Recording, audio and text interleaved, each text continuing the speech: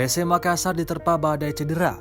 8 pemain harus menepi saat latihan di lapangan Syekh Yusuf Kabupaten Goa pada Senin 21 November 2022. 8 pemain tersebut yakni Everton Nascimento, Donald Bisa, Akbar Tanjung, Brian Cesar, Victor Detnan, Ananda Rehan, Samuel Simanjuntak, dan Yance Sayuri. Para pemain ini harus latihan terpisah. Mereka latihan dibimbing langsung fisioterapi tim. Pelatih berkebangsaan Portugal ini coba mencari tahu penyebab sejumlah pemain alami cedera.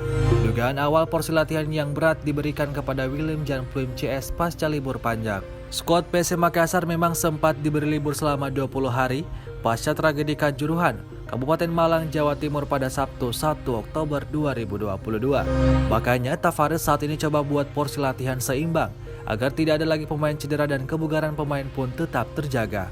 Walau demikian, juru taktik 42 tahun menilai cedera bagi pemain sepak hal yang wajar. Olehnya itu Tavares akan perbaiki dan seimbangkan porsi latihan. Ia tidak ingin ada lagi pemain cedera ke depannya. Di luar dari itu, Tavares berharap kompetisi Liga 1 2022-2023 bisa bergulir supaya ada tujuan jelas latihan.